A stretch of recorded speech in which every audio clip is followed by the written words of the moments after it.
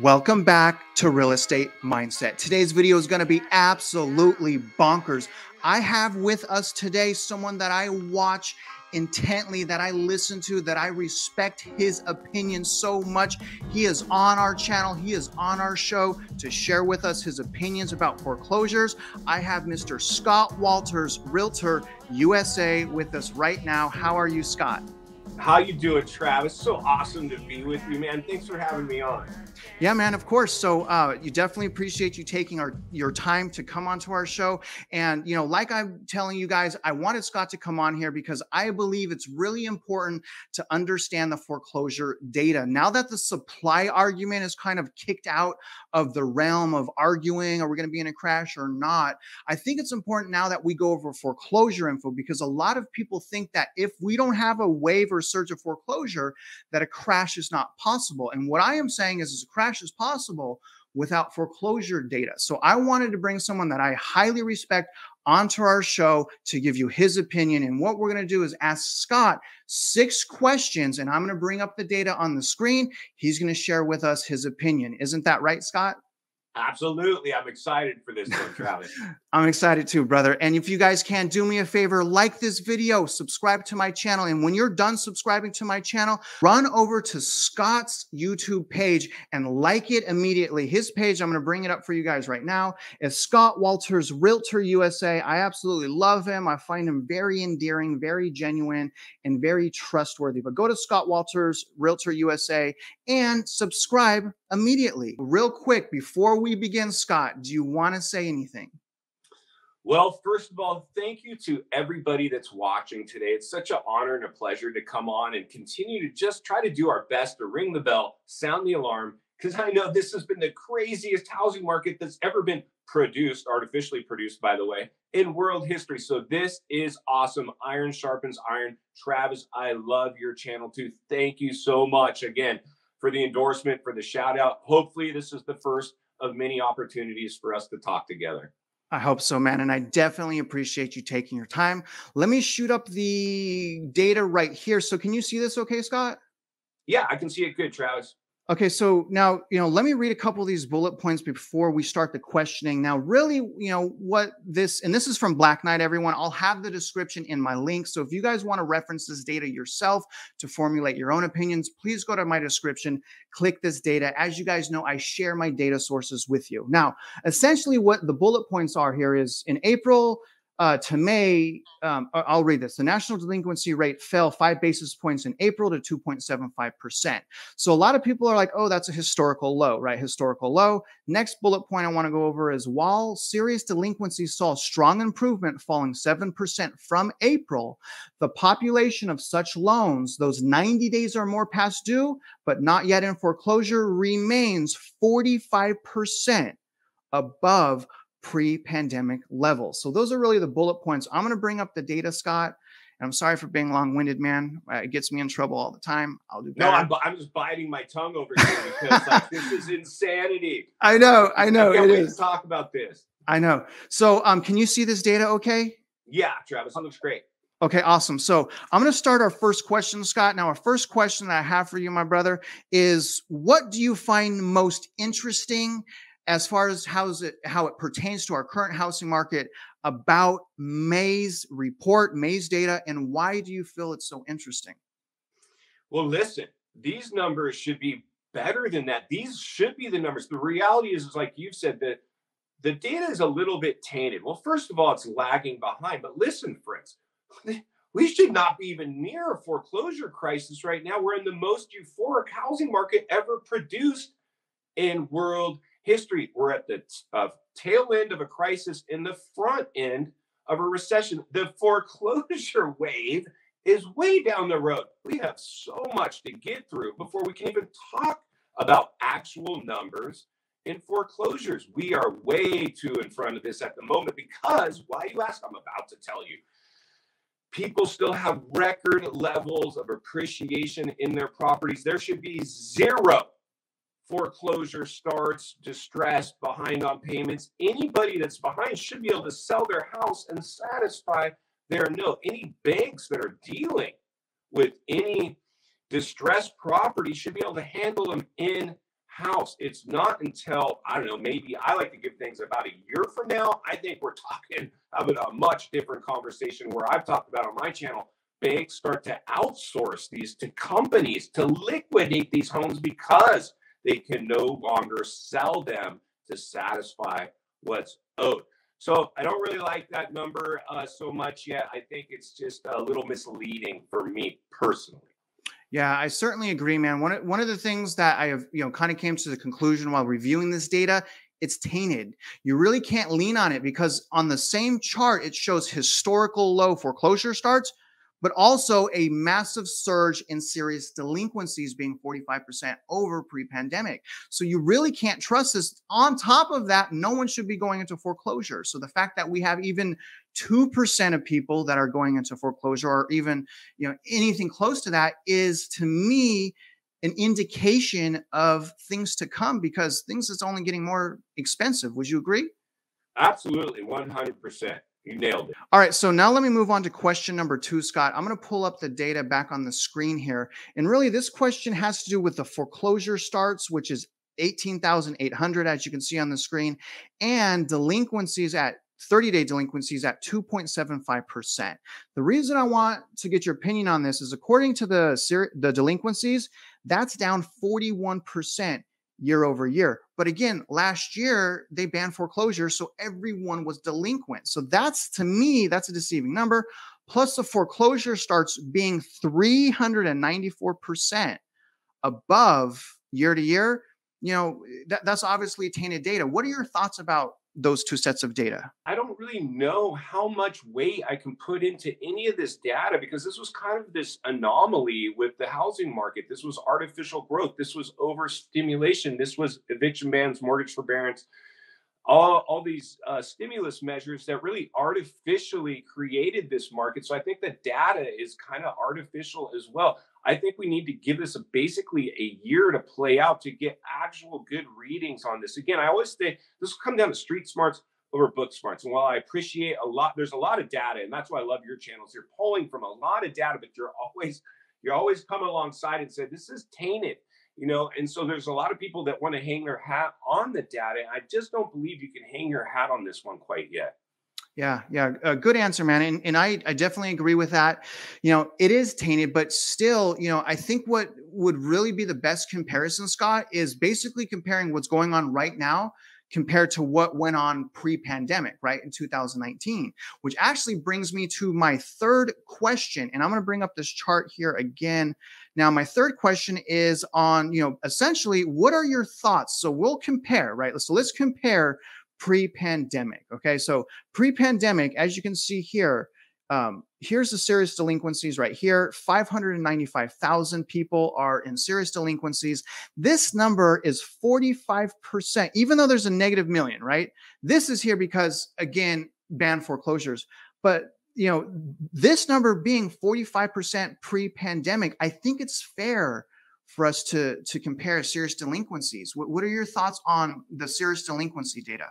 Yeah, I think you're right. I mean, the data is the data. Like I said, it's going to be revealing. I think, like I said, maybe it's a little early to put a lot of weight on it, but the data is the data. It's showing us a lot of what's going on. I think, I don't know, for me personally, I believe that if I'm behind on my payments, there's just real estate's so complex. So it's either you're behind on your payments, you were at home during lockdowns, you got lazy, now you're just lazy, you're not making your payment, or you took out a cash out refi, you went and bought a bunch of stuff. You're just basically buying time until you file for bankruptcy. There's so many dynamics that can weigh into people, letting themselves get behind that, I just don't really know quite 100% what to make of this quite yet. All I know is that the facts are, this is an artificial created housing market that's showing its true colors. And now the data is starting to reveal it in these ways. And so now we got to see how does it actually play out? The first thing we're going to see is this massive flood of inventory, then price reductions and price drops, then mainstream media grab it, and then contagion take a hold of it. And about a year from now, we're talking about potentially the foreclosure, epidemic. So in terms of these readings right now, I'm still, on the fence with a lot of it. Yeah, I think that's very realistic of you to say, man. I could definitely appreciate that. I'm a little bit, depending on my claims, right? I'm a little bit bold in my claims, and I feel like sometimes it's because people push us against the corner and they're like, Travis, we want a number. We want a number, right? So I hate doing specific numbers, Yeah. Scott, because we don't have no crystal ball. So it's really hard, man. But that's why I really love your opinion, man. And I think iron sharpens iron. We need, like-minded people need to stick together. We need to continue to sound the alarm and just share our different perspectives and experience. So bringing to question number 4, and you may have already answered this, but based on this data, can you see a foreclosure wave coming based on just this data? Oh, absolutely. Like I said, I don't even need the data. That's one thing about my channel. And I get, like you said, like I get a lot of blowback. No, I'm always giving it to people, giving it to them straight, not sugarcoating. I use my own as an active realtor in the most euphoric Southern California market. It's been like the Wild West, a dogfight working in real estate. I got my thumb on the pulse and I'm heat mapping the industry. But this comes down to the psychology of people, the psychology of sales. And as a trained sales guy, all I can tell you, friends, is that first of all, the second this thing was created through artificial stimulation, through dropping of interest rates, making agents essential workers, sending them out there to go sell houses, and they kicked the can way too far down the road. That's how we got in this mess. All right. So that's where we'll get out of the problem now in the solution. What's the solution to get ahead of it? Forward thinking, critical thinking, understanding that this will have blowback, the dust will settle, and we're going to pay the piper from what they just did. Now it's about I love your channel because you're really saying, hey, listen, I've been through a bubble before. I'm on the sidelines on this one. I'm going to sit this one out. And so now we got to let it play out. We're at the front end of the biggest bubble ever produced, and it's revealing itself, right? The bubble is revealing itself that we're at the top. You can't time the bottom, but you can certainly time the top. You're in it because as soon as you see skyrocketing appreciation die off and start to trend the other direction, that is the top, my friend. So now it becomes how far does it go? You don't know that yet, but logic would tell us anytime you get into a bubble of this side, it could go very, very deep. So hope for the best, expect the worst. Hopefully we come out somewhere in the middle. And that is my thought on this one, friends. Man, that was absolutely beautiful, man. And I'll touch on experience. I think experience and having boots in the ground, digging in the ditches, right? Like we see everything. We're in the field. We're realtors, loan officers. It gives us a special insight. We don't have to look at lagging data, right? We notice the trends from our clients. So, I tend to agree with you. It's difficult for a lot of people to see a foreclosure surge with just this data. I feel like I have a special situation, Scott, because I'm predominantly in the lending field, right? So I'm used to loans. I understand defaults. I see the secondary market. I see when buybacks happen. I understand what it does to pricing. So for me, it was, that's why I'm just stuck on serious delinquency, because it tells me right now people are struggling to make their housing payment after all of the money that was just printed and given to people. And I think that's an indication of how reckless people spend their money or how poorly they invested it in the stock market, right? That's my thoughts anyways. All right, Scott. So question number 5, what factors do you think are missing from a foreclosure surge? So in essence, what I'm saying is what do you think will need to happen for foreclosures to really spiral out of control? Well, time. I think we need time. We need to let this one play out. It's just too early to start talking about actual, foreclosure numbers. Personally, it just comes down to percentage of likelihood. What's the percentage of likelihood you guys put on the possibility of a foreclosure wave coming? Historically, anytime a housing bubble has manifested, no matter how it was manifested, I always get, this housing bubble is different. The last one was loose lending. I always say it doesn't matter how you got in the bubble.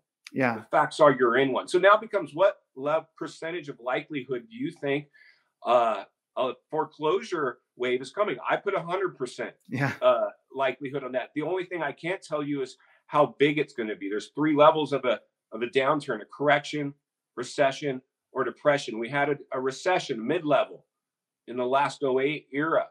We're entering a correction now in terms of the housing market revealing itself. We're already in a recessionary pain, so it should say housing's going to catch up to recessionary levels. And if we can't stop it, it's going to enter depressionary levels. So we could, in fact, see the biggest foreclosure wave ever produced. And that's why we got to stay close to the channel to continue to heat map and temperature check that, because we don't have the crystal ball. We just know there's a good likelihood it's coming. Yeah. Yeah. Well said, Scott. And that's why, you know, first of all, we're trying to predict the future. I get it. It's crazy to do that. We're speculating, but based on experience, right? Based on data. So even though these predictions are hard, I'm still making them into 2023. Once 2024 is hit, I'm at a complete loss, because the facts are this. It's really going to depend on what the current administration and the Federal Reserve do to help people that are financially struggling. So quite frankly, you know, look at the radical differences in administration. We don't know what's going to happen, man. The Federal Reserve could flip-flop tomorrow and we could be in an even worse situation. So, you know, beautiful answer, man. I absolutely love your answers. That brings me to our last question, okay? And I know this is hard. I get it. I know it's hard, but I'm going to push you against the corner, Scott. All right. I'm going to push you just a little bit. Can you tell me when is the most likelihood, based on your experience and your opinion, that you see a foreclosure wave of any magnitude, even just the start of it? Because we both know it's not right now. It is not right now. When do you estimate that will occur? Well, here's the thing, my friends. Like I said before, I believe by the end of this year, 2022, the markets will be revealing themselves of their true colors. There's a good chance we are one trending headline away to the race to the bottom. But even if we continue to just go on the path that we're on now, by the end of the year, we will be talking about the significance of what the markets are doing. I believe it's going to continue to show pain. I believe that, like you said, because of the wealth effect and people having that knee-jerk back to reality, climate that we're in, by this time next year, summer of 2023, I believe if a foreclosure crisis is coming, which personally I do, and I hate to say it, I hope I'm wrong. I hope I have to come back on the show and say, I was wrong. I'm man enough to admit that I was wrong, because I don't want to be stubborn. I don't want to be closed-minded. But I believe by 2023, about a year from now, we should be talking about the foreclosure crisis. If I was a betting man, which I'm not, but if I was a betting man, I would say this time next year, that's what we're talking about, if not sooner. Yeah, good point. And you know, foreclosures lag, right? If someone's 90 days late, they're not automatically foreclosed upon. So it's a lagging thing. You know, I definitely agree with you, Scott. You know, I think it's going to possibly happen a little bit before mid next year, but I think it starts in 2023. And again, that's just because so many houses have so much built equity, so long as you didn't buy in the last year for hundreds of thousands of dollars over appraisal value, which means you start home ownership upside down. It's crazy to me. I won't go there too much. I want to keep it about the foreclosure data. Scott, you've answered all the questions, brother. I really appreciate your time. I really appreciate your insights. You know, mad love to you, mad respect to you. Keep doing what you're doing. Before we go, do you have anything you want to end on? Anything you want to say? Thank you for having me on. You've got a great audience. You've done an amazing job with your channel. It's my honor and privilege to come alongside you. Even at this level, it was really a lot of fun. I hope we get a chance to do it again. Like you always say to your viewers, go out there, and I hope you guys all win. Hey, man, that's my closing line. Hey, one more thing I forgot to ask you, man.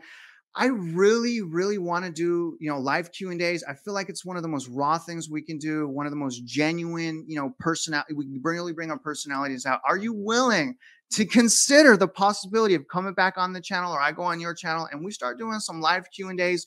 Absolutely. If it's not for them, we're not here. It would be my honor and privilege. Like I say, my rewards in life are always in direct proportion to my contribution. I will contribute wherever possible and however I can. Thank you for even offering to do that. Let's do it. I'd be great.